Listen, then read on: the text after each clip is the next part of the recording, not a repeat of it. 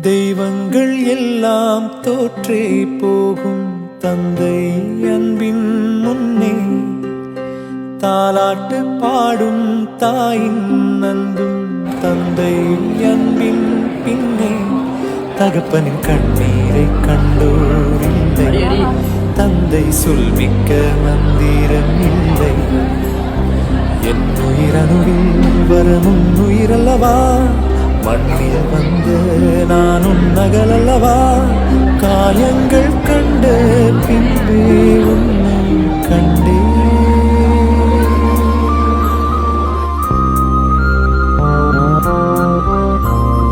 இறந்து போன அப்பா பொண்ணுடைய ரிசப்ஷன் ஃபோட்டோவில் இருக்காரு. அதை பார்த்ததும் பொண்ணும் பொண்ணுடைய ஃபேமிலியும் பயங்கரமாக ஃபீல் பண்ணி அழ ஆரம்பிச்சிட்டாங்க.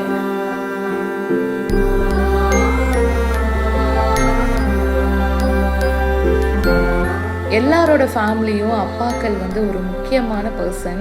அவர் இருக்கும்போது பார்த்தீங்கன்னா என்னப்பா இந்த மனுஷன் சும்மா திட்டிக்கிட்டே இருக்காரு, எதுக்கு எடுத்தாலும் ஸ்ட்ரிக்டாக இருக்காரு அப்படின்னு தோணும்.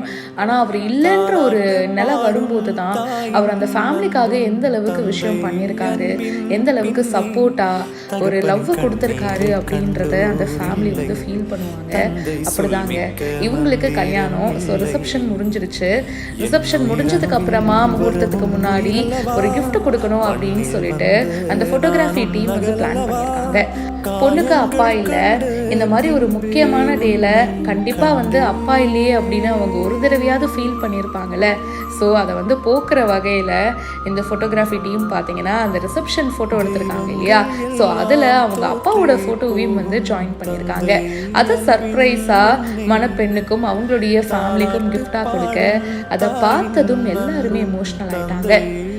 அந்த கல்யாண பொண்ணு, அவங்களோட அம்மா, தங்கச்சி, அவங்களோட ஃபேமிலின்னு சொல்லிட்டு பயங்கரமாக ஃபீல் பண்ணி அழ ஆரம்பிச்சிட்டாங்க. ஃபோட்டோகிராஃபி டீம் வந்து வேறு எந்த கிஃப்ட் கொடுத்துருந்தாலும் இந்தளவுக்கு அவங்களுக்கு கனெக்ட் ஆகிருக்குமா, பிடிச்சிருக்குமா அப்படின்னு தெரியல.